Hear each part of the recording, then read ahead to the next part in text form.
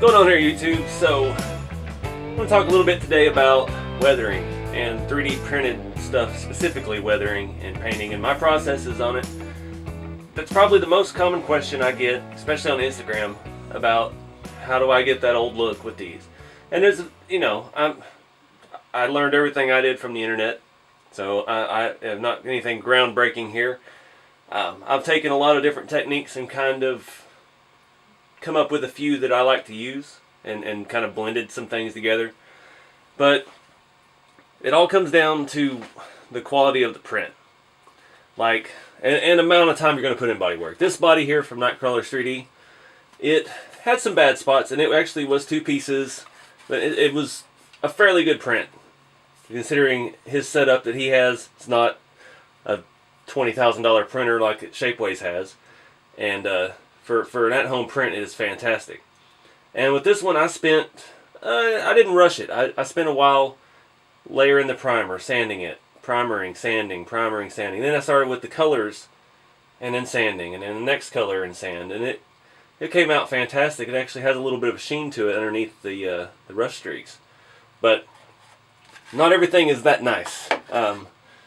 Like this body, which is the same body that I did with Nightcrawlers, but the not as chopped version.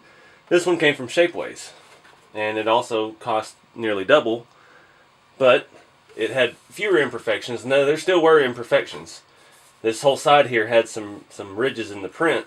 It wasn't perfect, and you can see they came out in the patina, but they have a lot fancier printers and things like that, and I probably could have returned this and had them redo it and fix some of the issues with it. I'll never get that back up there on camera. So, way back in the day, I had a video when I first started the Awesome Designs cab. Let me get this Hilux out of the way. On the number 2 build back there. And I bought that from Shapeways. Jason has an online store. And I wanted to compare it, so he actually gave me the file and everything, because Jason shares his files with everyone. It's not just trying to make money off the prints. He likes to just design and that kind of stuff. So I ordered one from a local printer through a website that contracts out printing from people in your area, basically. So I uploaded it, selected the local area printer with the most good reviews, and this was, I think, $140 at the time from Shapeways. This was $40 printed locally. And there'll be a link in the end of the video here to that, but definitely got what I paid for. This body was bad.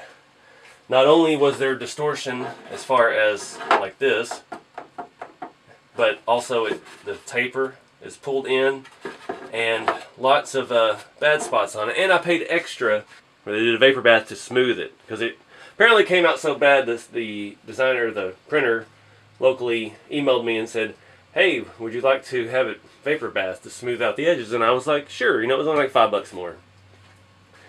And that, I think, was another huge mistake, because it was smooth, but it was lumpy. There was no consistency with the print grain.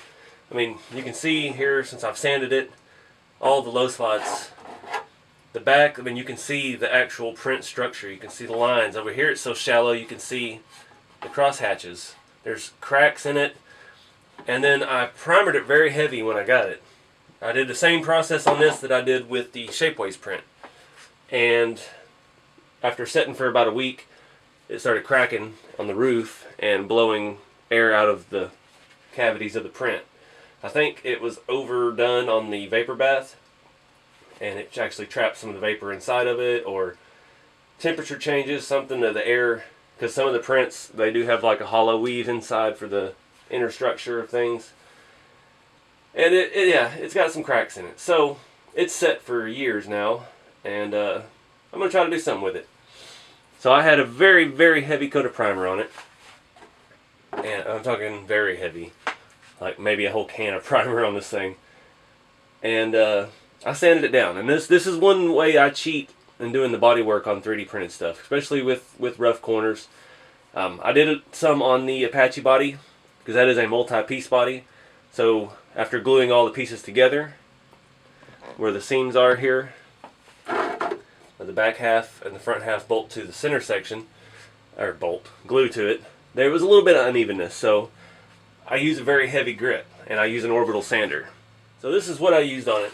This is a, oh, it doesn't say on there. I think it's a 60 grit. I mean, it is very coarse on this orbital sander I've got. And you got to be very careful with that step. I'm cheating about 4 coats of primer in doing that, and tearing into the plastic to try and smooth it.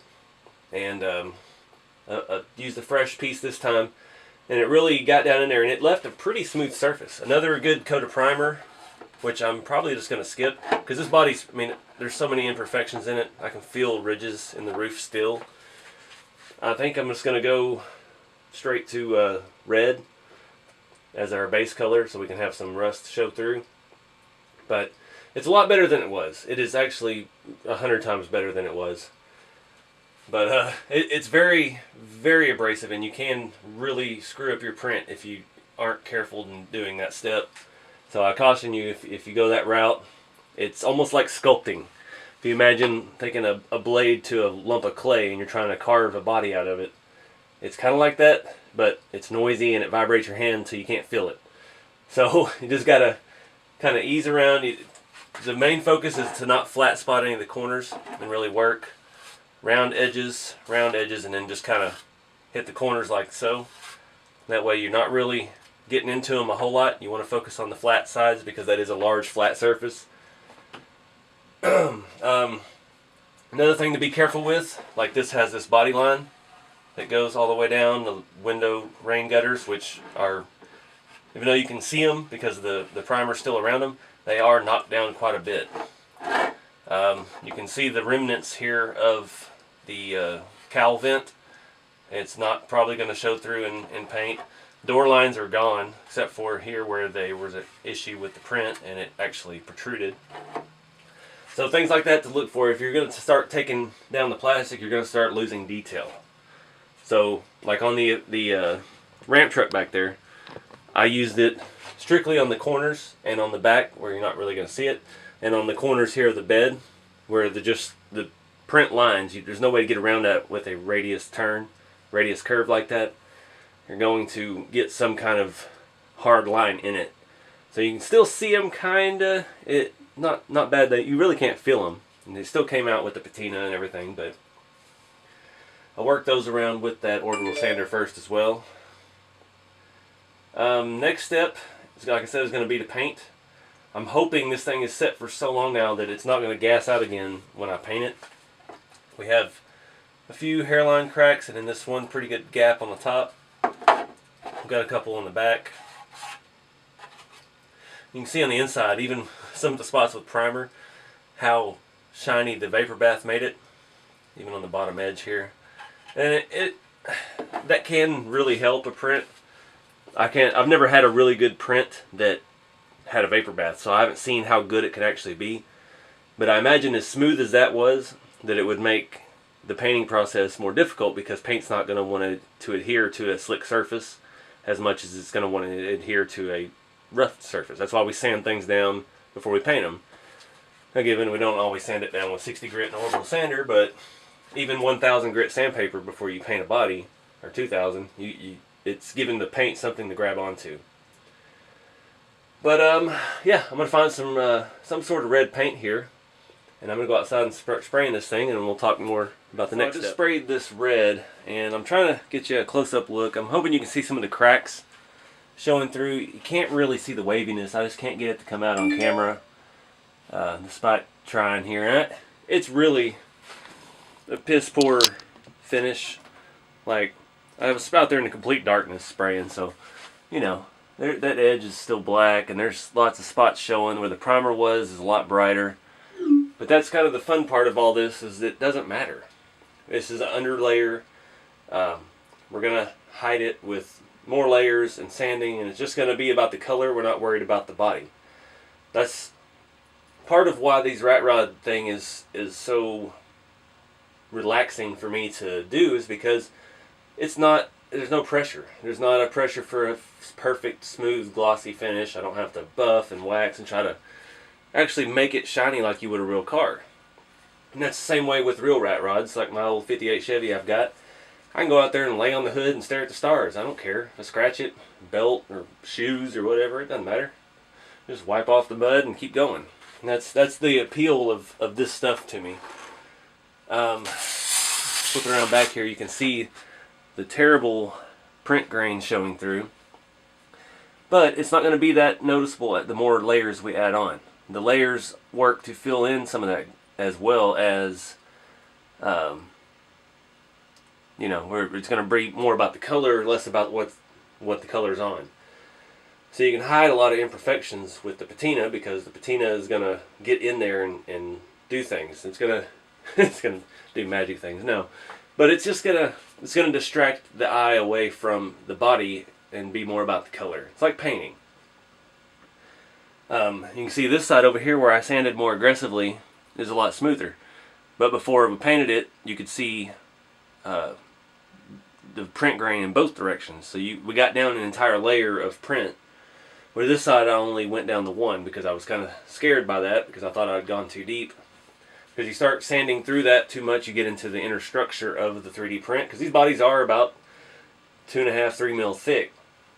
And some of that middle section is hollow. There's a technique with the design that saves weight, I guess, saves materials and stuff like that.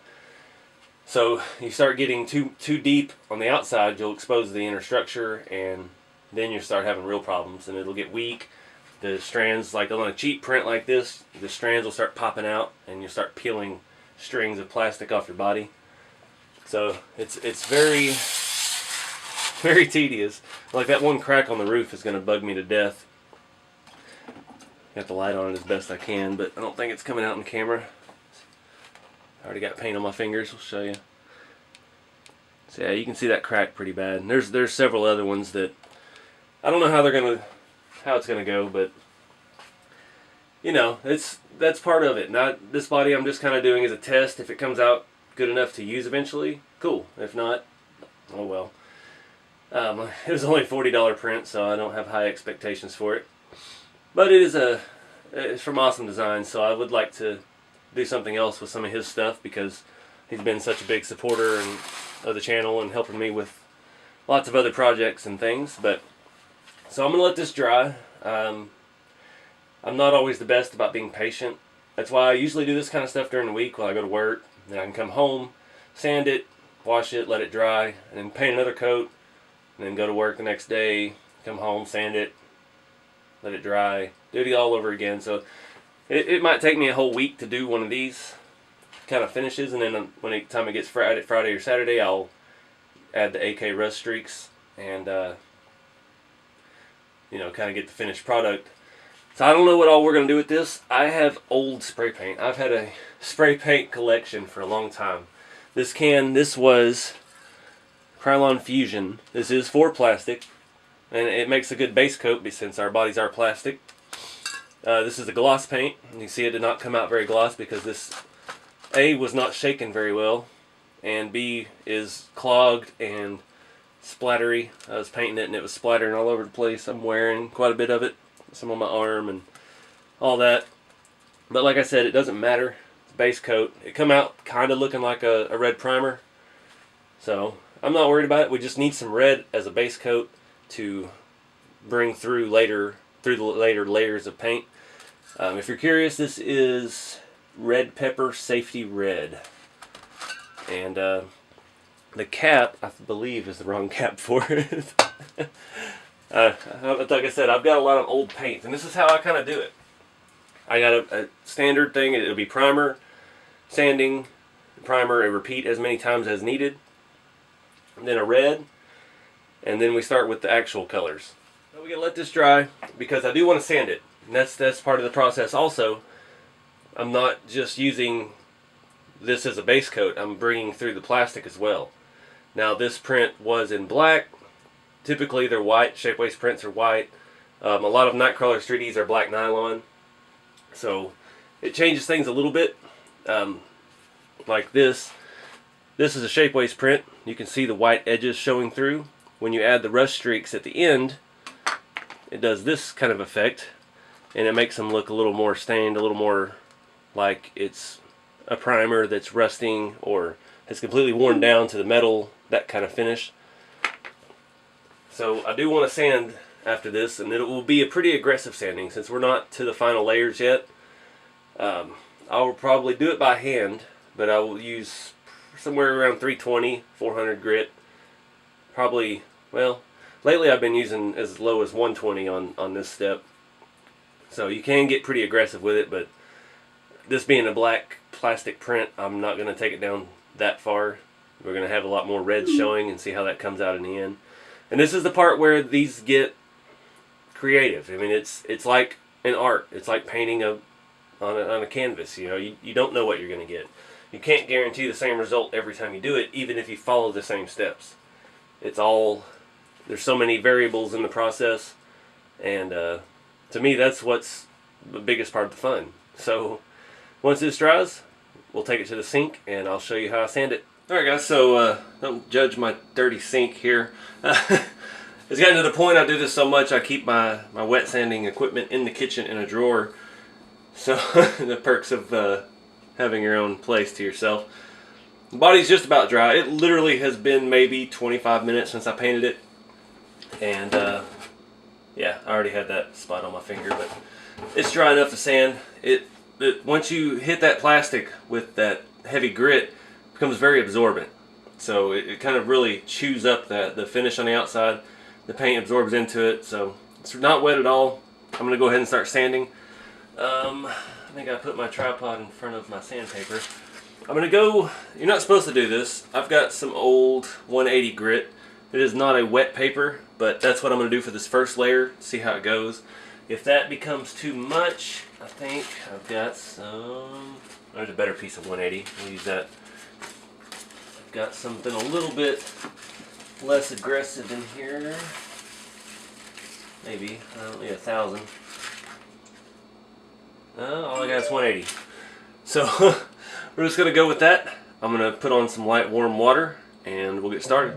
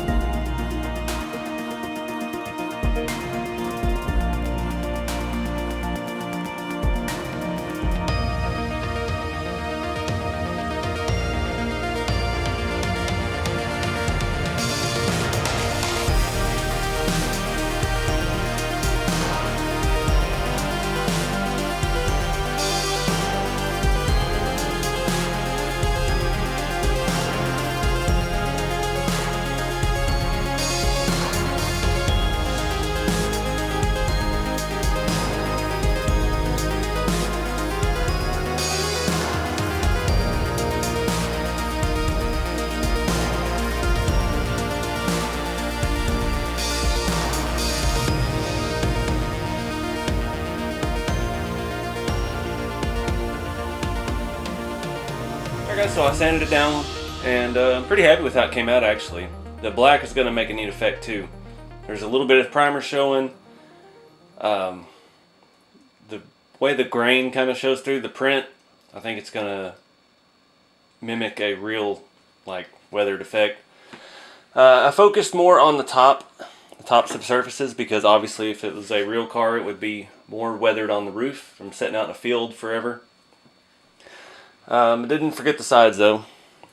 That side a little heavier, and that's part of the fun with this. Is it's while you're sanding, it's like you're creating, so you're not limited by skill with paints or anything like that. You're just sanding.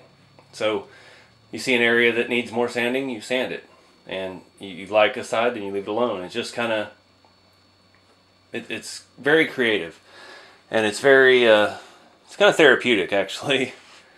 I can see some things show through more, and it doesn't have to be perfect. There doesn't have to be any balance. It's natural. You're mimicking a natural process that a real car would have from sitting in a field for 50 years, rusting away and getting eaten away by the elements.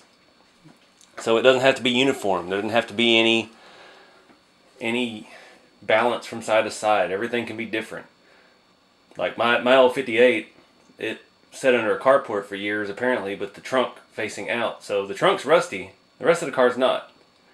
And you know, it's just how it is with old vehicles. So honestly, this would look pretty cool if I just let it dry and put the AK rust streaks on it as it is.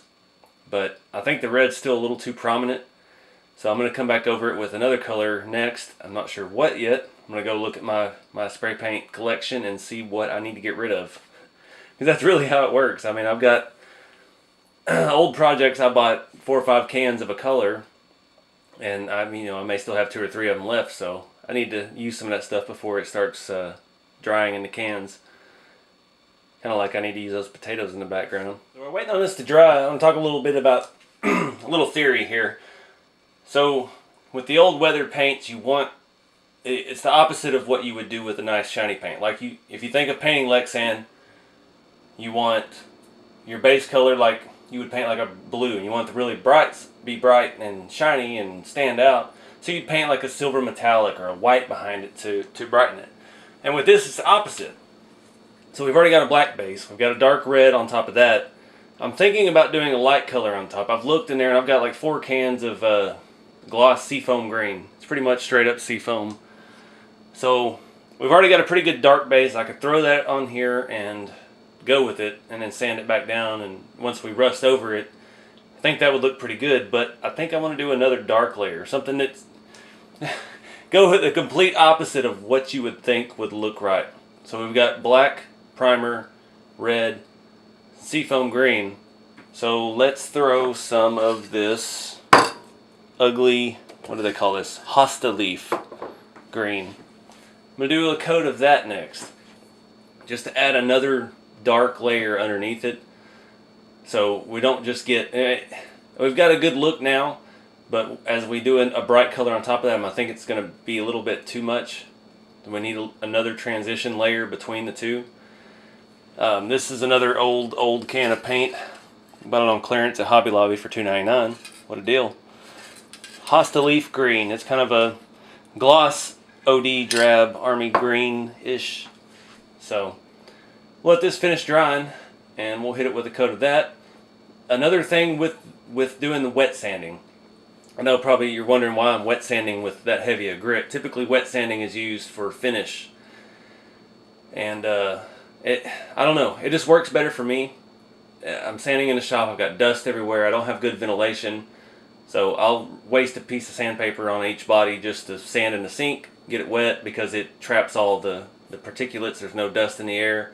And it washes it away, so I can see what I'm working with while I'm working it, instead of getting the whole thing dusty and then blowing it off in the air and then seeing what I've got. I can see more while I'm doing it what I'm doing, and I can keep better control so I don't work too hard on one area and not another.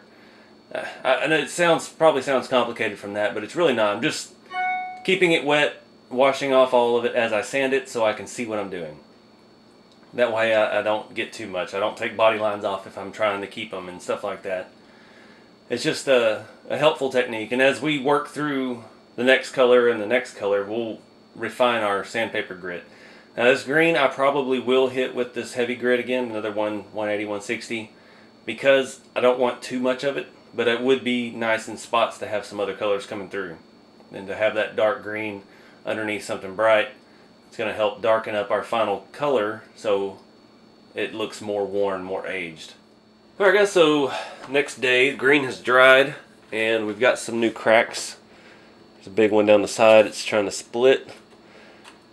Still feels pretty solid, but there's a lot of air trapped inside of this body, I guess, or either that or it's vapors from the vapor bath maybe. But anyway, we're going to keep going. I'm going to wet sand it in the sink again with the heavy grit, 160, 180. And I'm going to be a little more cautious. I'm not going to go quite as far down as I did on the red, because I want to keep more of this color. I'm still not settled on what color is going to be on top. I'm leaning against the seafoam now because the light colors just, I don't know, they never look as good to me.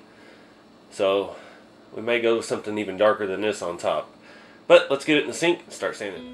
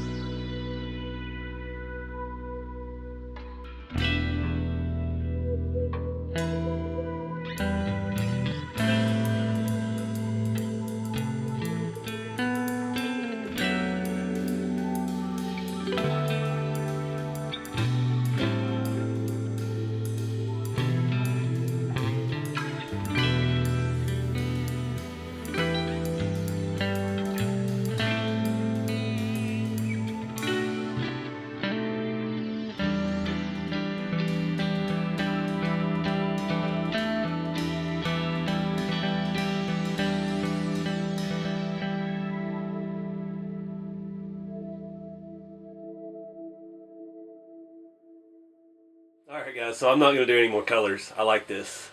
That green really struck a certain way with me. So, I've got a little fan on it drying because I don't want to wait another day to finish this. Pretty happy with that. You could put a matte clear on it and call it good like it is.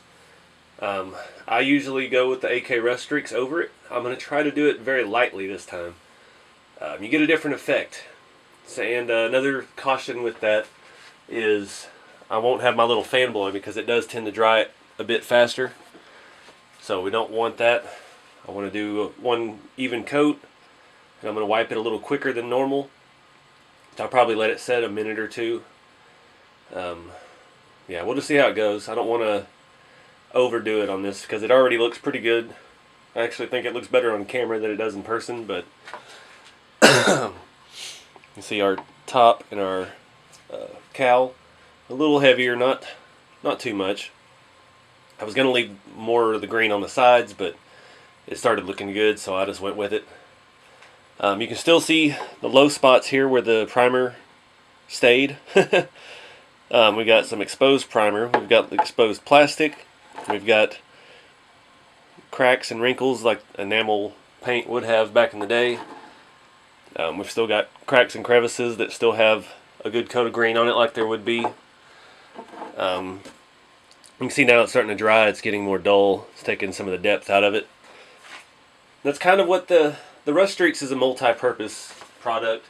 It acts as a dull coat as well as a stain. Basically, it almost smells like wood stain. So I'll show you the back. Back still got a bit of grain, but it's I think gonna streak with the rust and fit. So in essence, all we're doing is staining the paint and the exposed plastic and stuff dirty, rusty color. I have not tried using actual wood stain on this. I'm not sure if it's too strong. It might damage the plastic. I haven't gotten that brave yet. If I had any right now, I'd probably try it on this just to see, because that would be a lot more cost effective. This little bottle of AK Rust Streaks is around $7 or $8 shipped, and you can get a quart of wood stain in a variety of shades for a little less than that at any local hardware store. But like I said, I haven't tried that yet, so don't go out there and do it and ruin a body and get mad at me, because I don't know.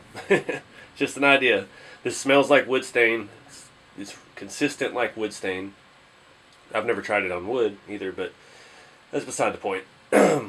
This thing is actually going to come out pretty good. I'm not sure how our cracks are going to weather.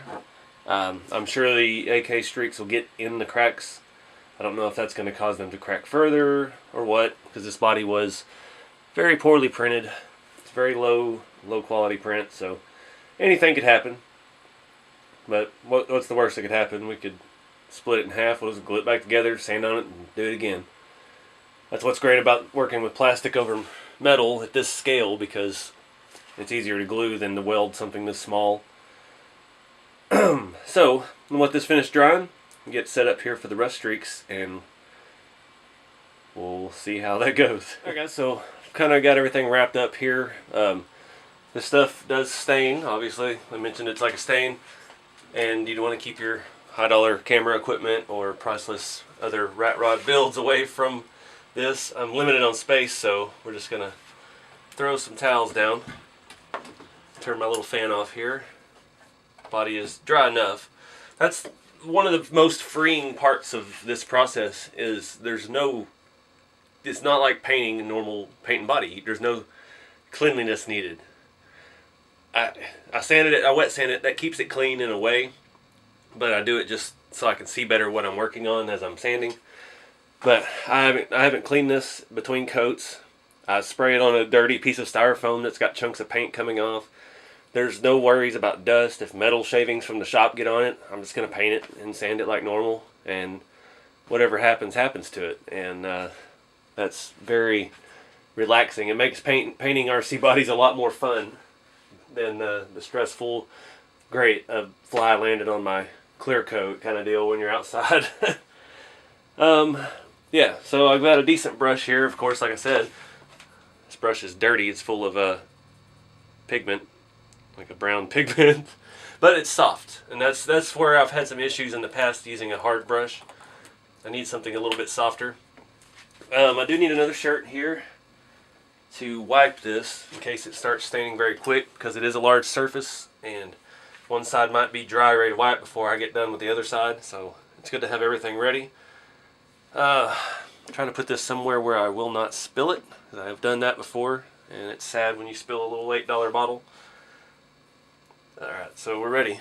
Now I'm going to do this in real time, no high speed stuff, because I want you to be able to see how long it actually takes and how long I let it sit and how I wipe it, because I know it's probably hard to really get a feel for that when you're doing it in the warp speed. Just kind of give it a nice even coat. It's actually, I didn't shake this, that was probably one thing. It's extra runny right now.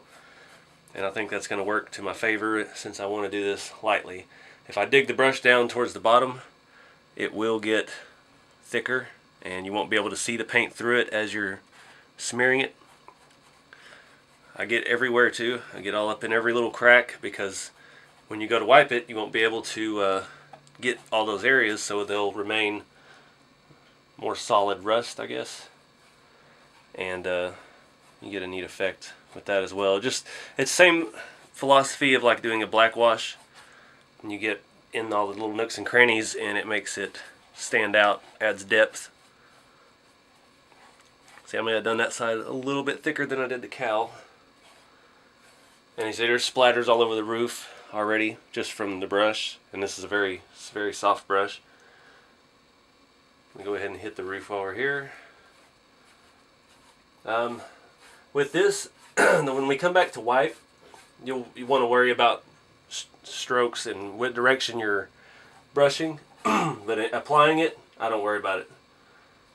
Just let it rip, and yeah.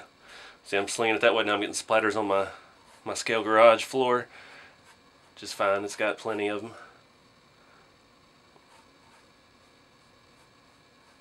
So anywhere I see light colors like the primer showing through, I'm going to do a little extra on it just to make sure that that gets down in there. Those lighter colors, you really want to turn the color of this more than the green or the black, and you got it on your hands. You're always going to get it on your hands. This stuff is staining. Don't do this in your church clothes. Trying to make sure I get it in all these little cracks in the print on the back. Even if we're not going to really see the back, we don't know what kind of chassis or body this is going to end up on one day, so just try to give it a good all-around finish. I can't help, I've got a paintbrush in my hand. I'm channeling my inner Bob Ross right now. This whole process is a happy accident. There's no real wrong way to do this. Sort of not getting it on your hands would be nice, but just don't want to miss any spots because they will stand out later. You can see it's starting to dry up here on the top. I've got some changes in the reflection of it. I'll make sure I get around my window trim real good.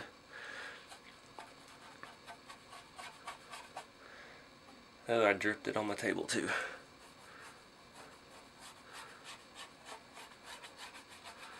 Get all the last little edges. Alright. So, we'll flip it around and see where... Alright, so it's starting to dry. I'm going to put the lid on this before I dump it out. I'm going to clean up my big puddle right here.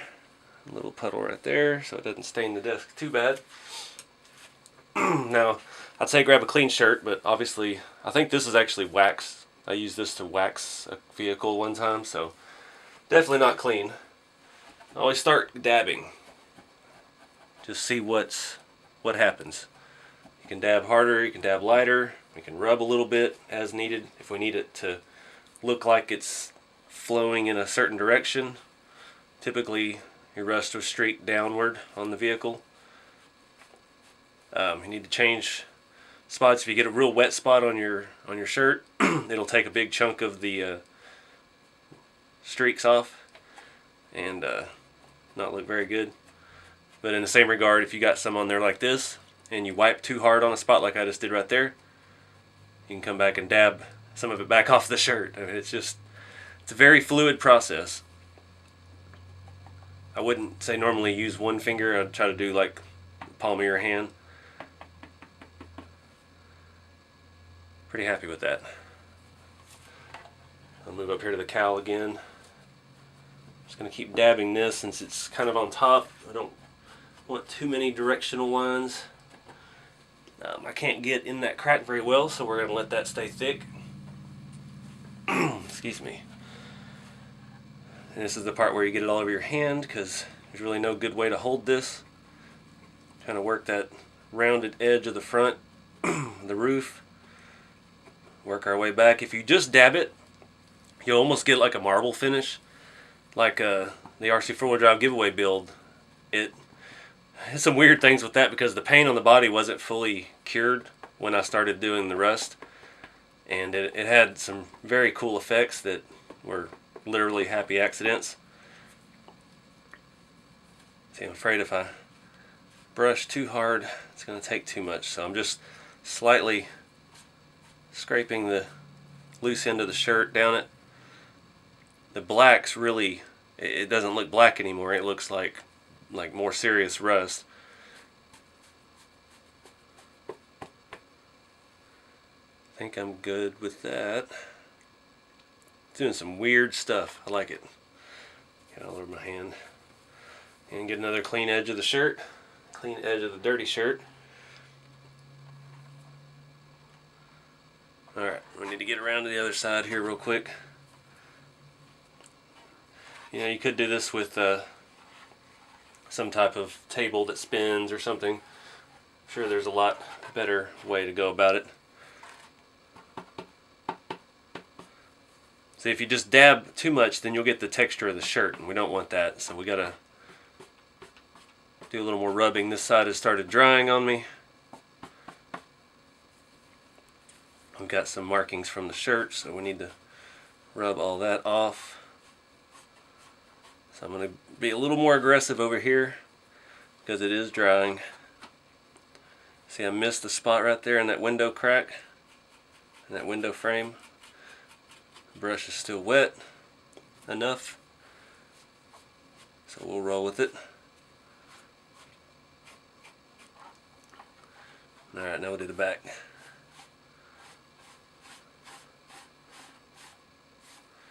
See, I'm getting pretty heavy with the towel now. I'm not pushing, I'm just light pressure. Trying to make sure I get every little piece, every little spot. And voila. Now you could do this again if you wanted. See, there's another little spot I missed. Didn't get in that little deformity in the body. So you can always come back and touch up areas, so there's really no worry if you rub something too much or you're just not happy with the finish. You can come back and do another coat. You know, I've even gone as far as paint again on top of this after it's cured and dried fully. So now the part we have to wait for, because this does take a bit to dry. So I'm going to put my fan on it, and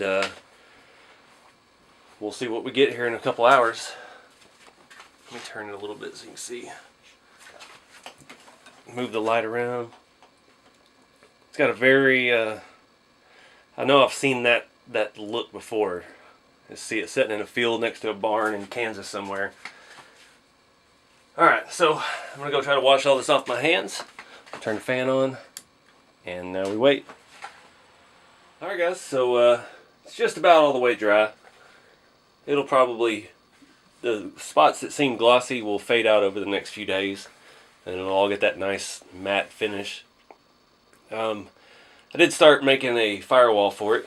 It's got some sheet metal, cut it to fit, sanded some of the zinc coating off, and I started soaking it in my peroxide and vinegar. And yeah, we'll let that air out for a while, put another layer on it, and start rusting that up to match. But I'm pretty happy with how this came out. I like the color combo. The green is more subtle than I intended. I should have left a little bit more on there, I think. And you can see it around the edges and up in the cracks and stuff, but that's really about it. It really took on a whole level of brown that I didn't see coming. The roof, it's got a lot of red in it.